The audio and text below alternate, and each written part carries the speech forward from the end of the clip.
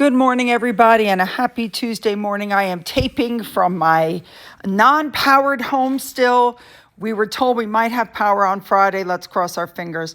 There are two videos today. There is no royal family news due to content, but there's a lot of other stuff going on, from holding back the kids to Archewell's missing funds. So let's just jump in and cover, shall we? Let's go. To start with, King Charles, this article came out saying he broke cover right as Harry was flying into the UK, but hopes of a reunion were dashed. Excuse me, they're in Scotland and they were breaking cover. I'm air quoting here. They were breaking cover because they were headed to church. I just can't get over some of these articles and the way they try to make it seem like so nefarious. Charles was going to church. And for those of you wondering who that is in the back of the car, that is Lady Keswith, I believe is how you pronounce her name. So they didn't break cover. They went to church. Moving on. Next up, Channel 4 is doing a documentary, and they're saying that it is completely an Anti-Camila documentary. According to The Sun, they're actually giving it the title, and I'm quoting, Harry's Wicked Stepmother. The documentary, it's being reported, is going to point out the fact that Camilla had to spend 3 decades to get a positive image. And also, it's being reported that Queen Elizabeth never wanted Camilla on the throne. I have to wonder about that one. The broadcast, it's being reported, was already supposed to have come out, but they held it back because of Charles's cancer diagnosis. So now it's being reported there's going to be a lot of backlash from Buckingham Palace when the docuseries is, released. It's supposed to be released within weeks, and it's being reported it is definitely a pro-Harry and Meghan and an anti-Camilla story. There are also reports that they reached out to Harry and Meghan to get them to participate in this documentary. And of course, the people doing this article reached out to Harry and Meghan for comment and have gotten nothing back. It's also being said that they're going to be looking deep into Camilla's background, her biography. Basically, it's just a hit piece is all it is. It's just a hit piece. All right, moving on. Next up, that spot that Harry did with Jimmy Kimmel, he's being trolled really bad over it, saying that he was screaming because he just realized he married con of the century, Meghan Markle. Oh my gosh, the skit just did not go over well, and he's received a lot of mocking because of it. What people didn't realize is that skit was just not a good idea, that they're trying to rebrand him and make him look like fun-loving Harry. Look at Harry, just enjoying himself. But you're looking at this guy and you're thinking, this is a man who used to be a member of the royal family. He was a prince. And now he's going through haunted houses with Jimmy Kimmel. How low can you go? That's what people are saying. But it was pointed out that he's looking for roles for himself because he's feeling again like the spare. And so he's trying to carve out his own future because trying to put him and Meghan together has not gone well because people realize that he's the draw, not her. And so he's trying to do things on his own. Well, I don't have any thoughts.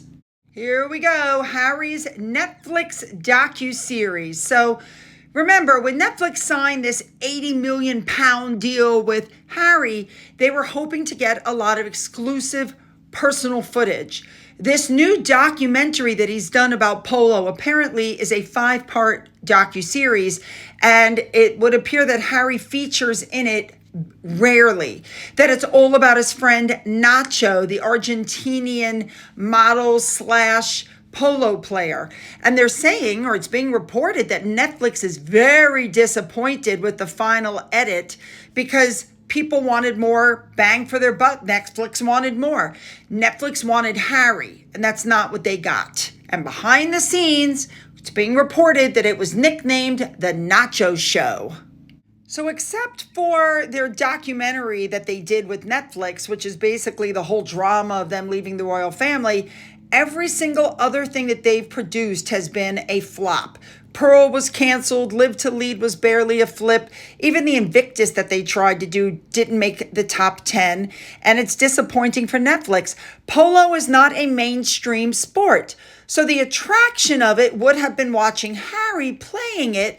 So without him, they're saying it's marginal at best. We know that their deal expires next year. So if they don't come up with some sort of a big something, they're not going to be renewed. And they're saying that this Polo series is a big, and I'm quoting, nothing burger. Supposedly, this sport is the sport of kings. Polo is the sport of kings, but Polo rarely features any royalty. It's not the Harry show. It's become the Nacho show. And this guy who is, also a model, Nacho, has been dubbed the David Beckham of Polo. And they said, yeah, it's great that Harry did his maid a favor, but Nacho speaks broken English and is not mainstream enough to pull in the ratings. Whew, let's see what happens. All right, let's move on. Let's move on now to the missing money. All right, so Archewell was given 2 grants that totaled more than $6 million over the last 2 years, but it's being reported by the Daily Mail that both are missing from the charity's latest 990 form tax return. So people are wondering, where did this money go? Now, the Daily Mail is claiming that Archewell says its records that they only declared 2 million are correct, and the Mail Online confirmed it is legal and possible the money will appear on the next return. But of course, this is like the worst timing, because with everything going on with the foundation, and it was just given the green light to spend and raise money again this year, because remember, it was delinquent and not in good standing. And now the IRS is waiting for the charity's next tax return, which could explain the missing millions that were donated to the foundation. But of course, everybody is wondering what the heck is going on. And they're basically just being propped up by a couple of wealthy donors, is what it looks like to me.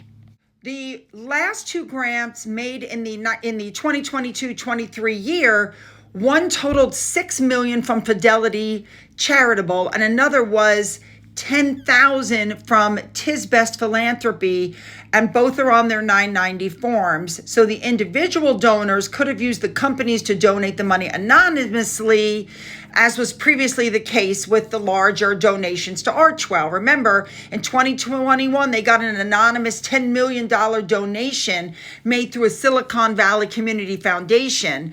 I think that, and I've told you before, I think this is money that came from Oprah for their show that they gave the interview, or maybe even Tyler Perry.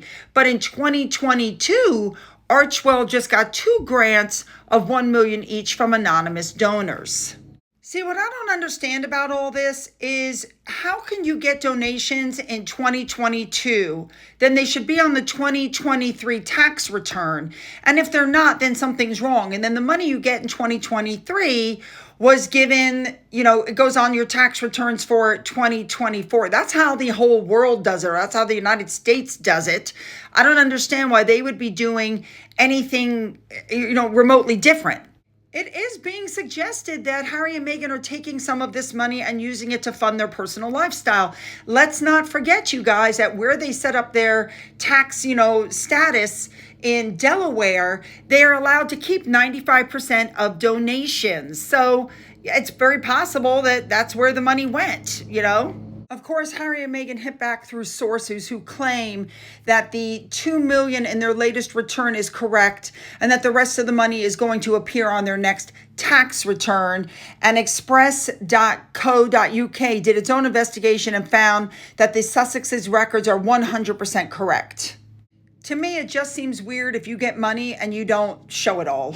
Sabira Lohan on Twitter put something very interesting up about Fidelity Charitable, which many companies do to get donations, and they've received their report and they released it. And basically what she's saying is that they were funneling their own money to make it look like they're getting donations, but maybe they're possibly not getting anything. That could be very interesting. That's an interesting thought process. It's definitely something to take a closer look at. Let's finish up with Finn. He doesn't seem to mind the power outage.